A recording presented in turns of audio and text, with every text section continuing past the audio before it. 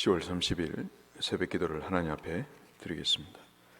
우리 모두 함께 사도신경으로 믿음의 신앙을 고백하겠습니다. 나는 전능하신 아버지 하나님 천지의 창조주를 믿습니다.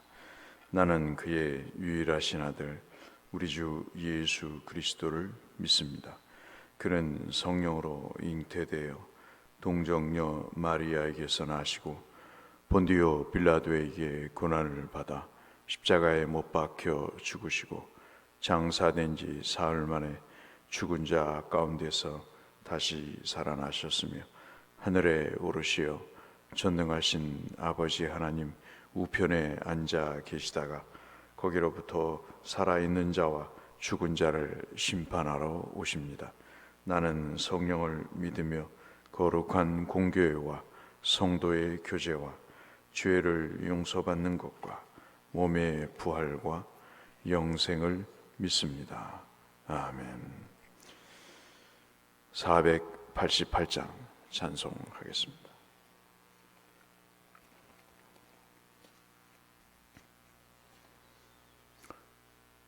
찬송가 488장 이 몸의 소망 무언가. 488장입니다.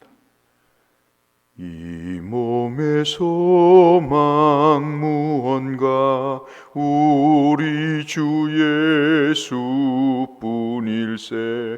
우리 주 예수 밖에는 믿으리야 주 없도다. 주 나의 반석이시니 그 위에 내가 서리라. 그 위에 내가 서리라.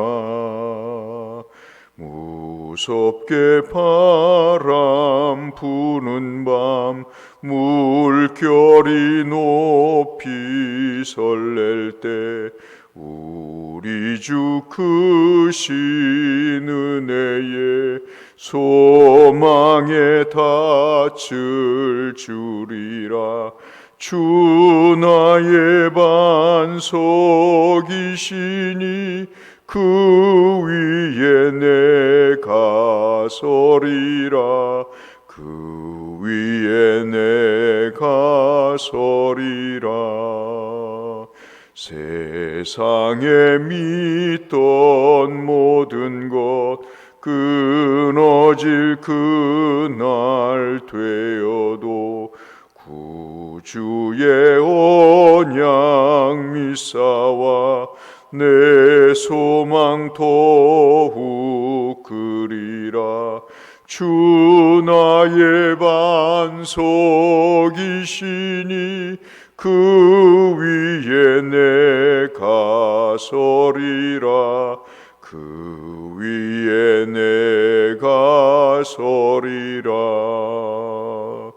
바라던 천국 올라가 하나님 앞에 배울 때 구주의 의를 힘입어 어여시 바로 서리라. 주 나의 반석이시니 그 위에 내가 서리라. 그 위에 내가 서리라. 아멘. 오늘은 누가복음 18장 1절에서 14절의 말씀을 함께 보겠습니다.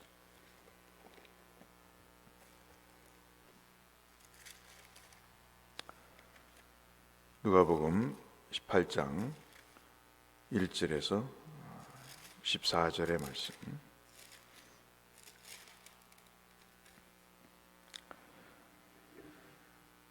예수께서 그들에게 항상 기도하고 낙심하지 말아야 할 것을 비유로 말씀하여 이르시되 어떤 도시에 하나님을 두려워하지 않고 사람을 무시하는 한 재판장이 있는데 그 도시에 한 과부가 있어 자주 그에게 가서 내 원수에 대한 나의 원한을 풀어주소서 하되 그가 얼마 동안 듣지 아니하다가 후에 속으로 생각하되 내가 하나님을 두려워하지 않고 사람을 무시하나 이 과부가 나를 번거롭게 하니 내가 그 원한을 풀어주리라. 그렇지 않으면 늘 와서 나를 괴롭게 하리라 하였느니라. 주께서 또 이르시되 불의한 재판장이 말한 것을 들으라. 하물며 하나님께서 그 밤낮 부르짖는 택하신 자들의 원한을 풀어주지 아니하시겠느냐? 그들에게 오래 참으시겠느냐? 내가 너희에게 이르노니 속히 그 원한을 풀어주시리라. 그러나 인자가 올 때 세상에서 믿음을 보겠느냐 하시니라.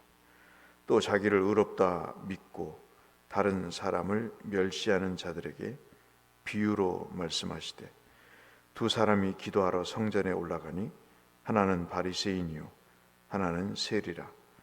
바리새인은 서서 따로 기도하여 이르되 하나님이여 나는 다른 사람들 곧 토색 불의 간음하는 자들과 같지 아니하고 이 세리와도 같지 아니함을 감사하나이다. 나는 일에 2번씩 금식하고 또 소득의 11조를 드리나이다 하고 세리는 멀리 서서 감히 눈을 들어 하늘을 쳐다보지도 못하고 다만 가슴을 치며 이르되 하나님이여 불쌍히 여기소서 나는 죄인이로소이다 하였느니라. 내가 너희에게 이르노니 이에 저 바리새인이 아니고 이 사람이 의롭다 하심을 받고 그의 집으로 내려갔느니라. 무릇 자기를 높이는 자는 낮아지고 자기를 낮추는 자는 높아지리라 하시니라. 아멘. 14절까지 읽었습니다. 오늘 말씀은 여러분 너무나 잘 아시는 말씀이지만 어떤 말씀이든 그 맥락이 참 중요합니다. 이 말씀은 17장에 있는 말씀과 관련이 있으니까 17장에서 어떤 일이 일어났는가를 우리가 볼 필요가 있다고 하겠습니다. 17장에서는 바리새인들이 하나님의 나라가 언제 임하느냐 물어봅니다. 왜냐하면 자기들의 밥줄과 관계에 있는 거죠. 이 사람이 정말 로마 정권을 물리치고 집권해서 또 다른 예상 못했던 민족의 지도자가 되는가? 이 친구가 33살 된 친구가 나라를 이끌어갈 제목이 되는가? 그렇다면 이 사람에게 붙어서 정권에 대한 계속적인 기득권을 유지를 해야 될 텐데, 그래서 이제 궁금하게 되고 이런 반신반의한 그리고 목적과 유익을 갖고 이 질문에 대해서 물어보게 되는 것이죠.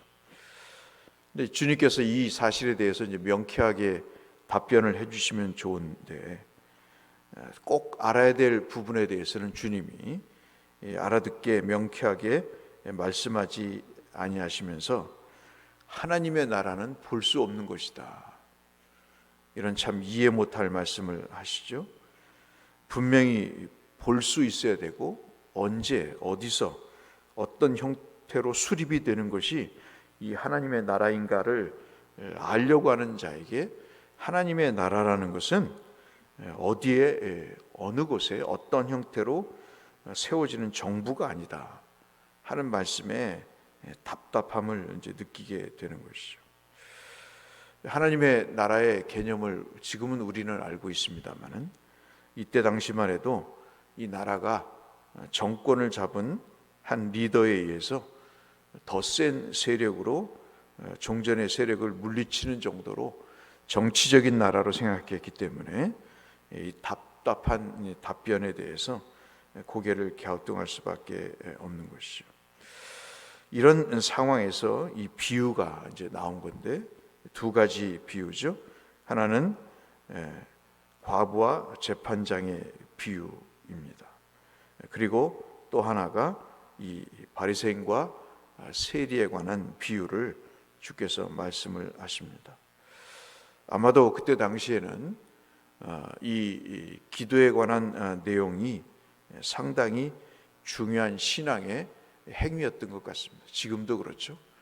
기도하는 사람과 기도하지 않는 사람, 그 누구를 불문하고 하나님 앞에서 기도는 어떤 믿음의 척도로 생각을 했던 것이 사실입니다.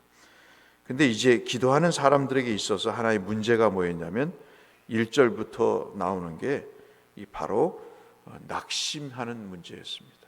어울리지가 않죠. 기도하고 하는 기도라고 하는 것과 낙심이라는 것이 참 어울리지가 않습니다. 그런데 여러분 8절을 한번 보실까요?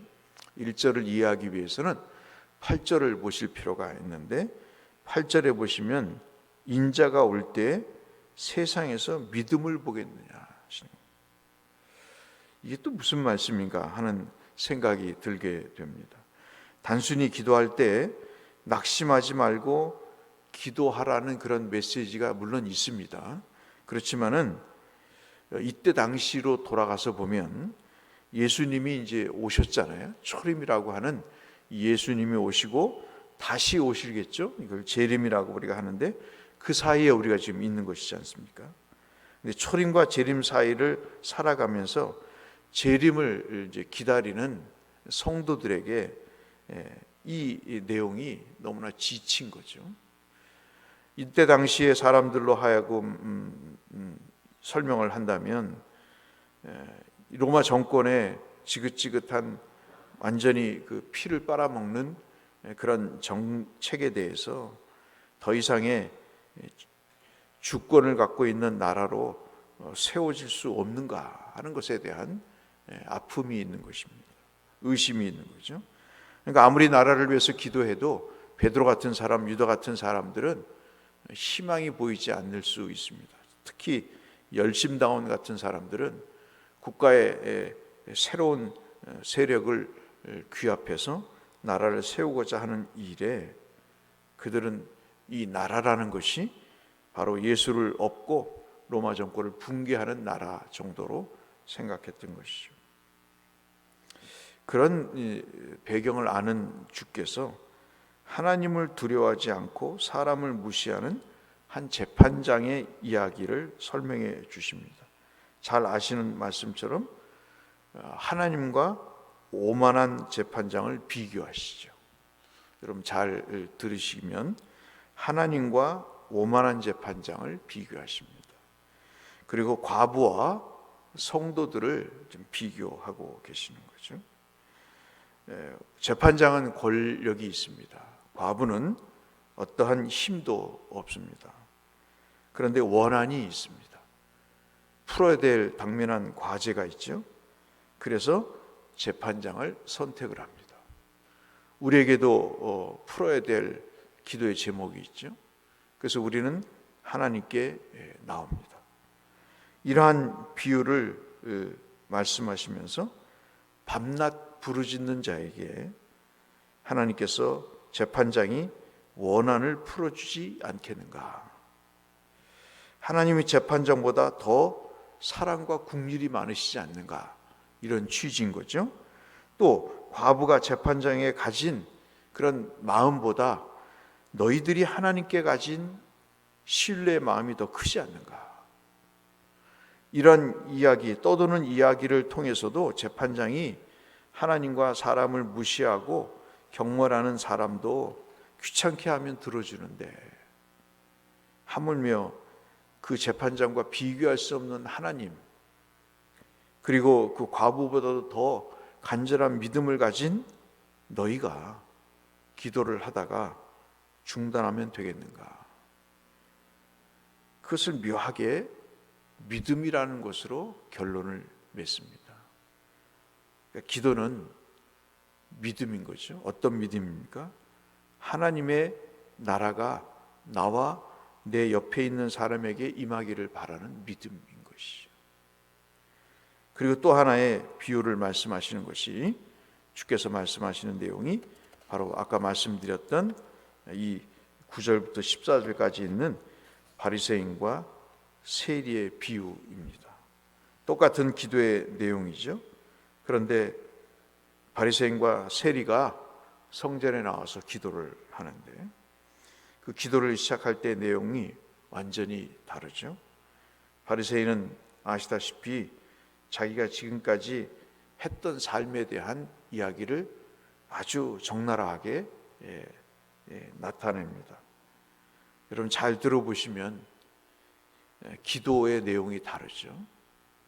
자기는 토색했거나, 즉 속에서 빼앗는 일이 없었고 불의한 일도 하지 않았습니다. 음란한 일도 행하지 않고 살았던 구별된 사람입니다. 회개가 전혀 없죠.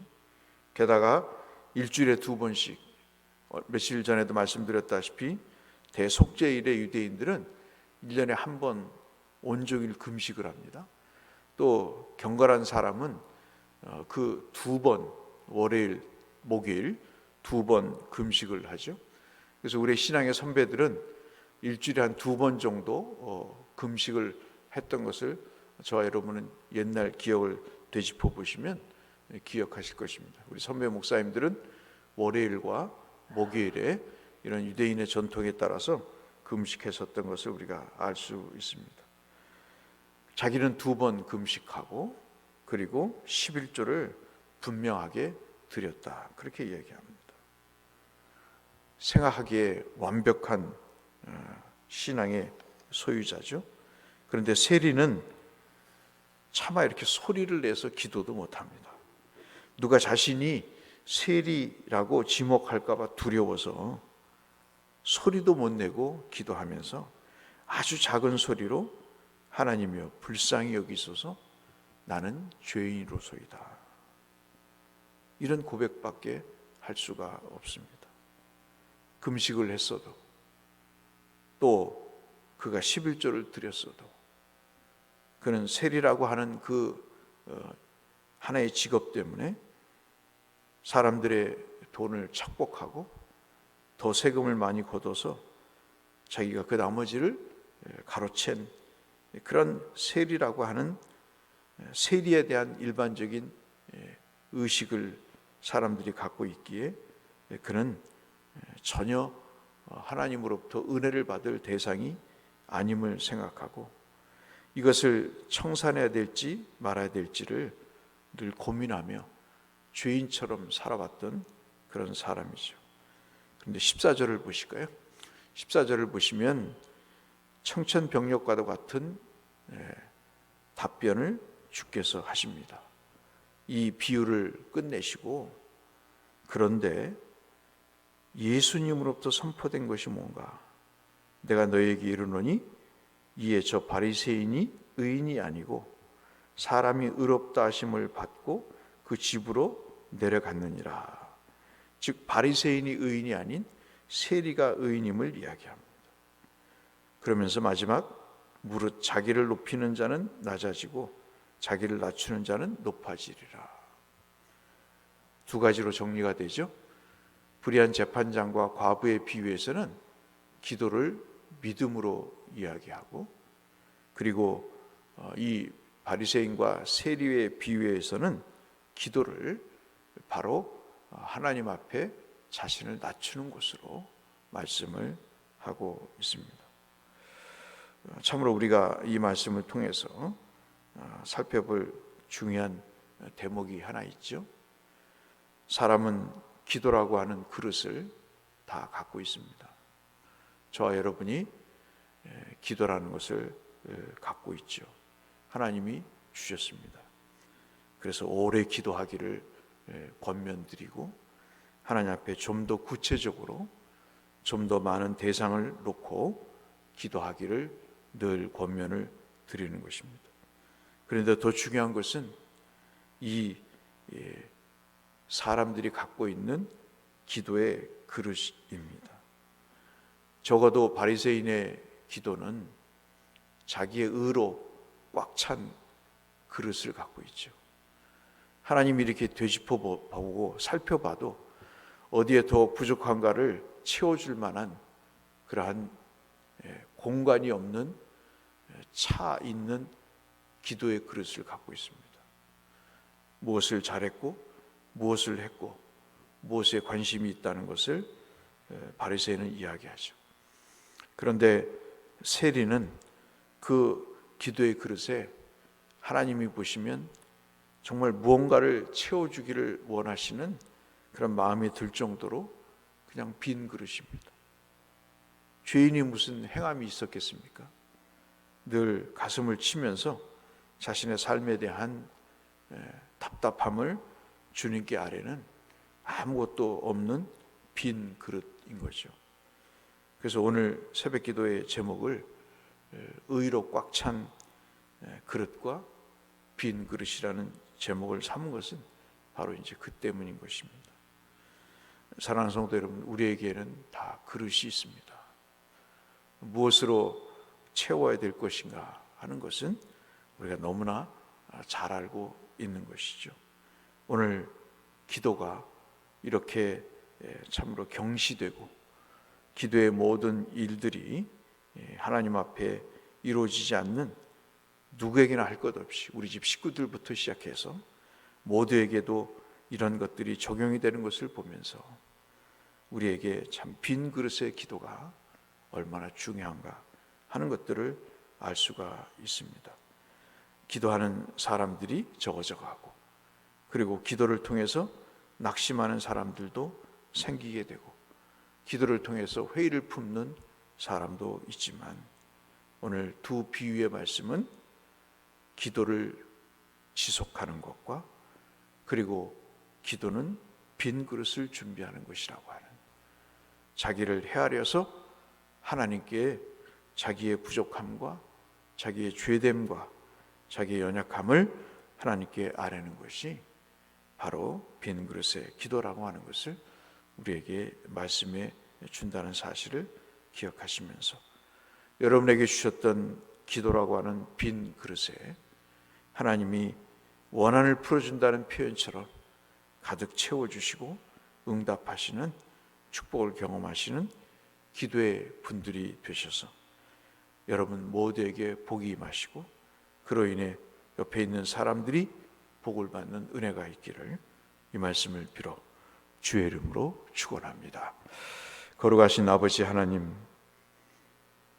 우리에게 주의 은혜를 기도라고 하는 방편으로 허락하셔서 하나님의 뜻을 여쭙고 우리의 삶의 연약한 부분들을 헤쳐나갈 수 있도록 은혜를 주심을 감사합니다. 기도를 통해 하나님 놀라운 변화들이 있게 하여 주시고 그 응답을 통해서 하나님이 주시고자 하시는 귀한 결과들이 세상을 하나님의 나라로 바꾸는 역사가 있게 하여 주옵소서. 우리 대곡교회에서도 분명 기도를 통해 하나님의 나라가 임하는 역사가 있게 해 주시기를 간절히 소원하오며 예수님 이름으로 기도 올리옵나이다. 아멘. 하늘에 계신 우리 아버지, 아버지의 이름을 거룩하게 하시며 아버지의 나라가 오게 하시며 아버지의 뜻이 하늘에서와 같이 땅에서도 이루어지게 하소서. 오늘 우리에게 일용할 양식을 주시고 우리가 우리에게 잘못한 사람을 용서하여 준 것 같이 우리 죄를 용서하여 주시고 우리를 시험에 빠지지 않게 하시고 악에서 구하소서. 나라와 권능과 영광이 영원히 아버지의 것입니다. 아멘. 주일 예배를 위해서 우리들의 기도 제목을 위해서 하나님 앞에 기도로 나가겠습니다. 함께 기도하겠습니다. 사랑하시는 아버지 하나님, 감사합니다. 우리를 사랑하시는 하나님의 손길이 느껴지는 이 주일 새벽 부활의 아침입니다. 하나님, 우리 위를 찾아오셔서 우리 속에 원한을 풀어주시고 우리의 연약함과 우리의 죄됨과 우리의 참으로 불쌍한 면들을 주께서 주의 다스림으로 새롭게 하시고 세상의 것들이 지배하는 영혼의 나라가 아니라 하나님께서 지배하시는 새로운 세계의 국면을 저희들에게 주시고자 이 말씀을 주셨사오니 낙심하지 않게 하시고 지속적으로 주님 앞에 기도하게 하실 뿐만 아니라 주님이 베푸시는 그 귀한 결과물들이 하나님의 임재를 체험하는 도구가 되게 하여 주시고 이 세상을 바꿔 하나님의 나라로 세워져가는 귀한 밑거름이 되게 하여 주옵소서. 오늘도 주의를 주님 앞에 드립니다. 주님, 저희들의 헌신과 저희들의 예배를 받아주시고 저희들의 삶의 모든 필요한 하나님 간구를 들으셔서 이 땅에 하나님의 영광과 주의 능력의 이름들이 나타날 수 있도록 주여, 특별히 주의 말씀을 통해 우리의 심령을 새롭게 하시는 하나님의 은혜가 있게 하여 주옵소서.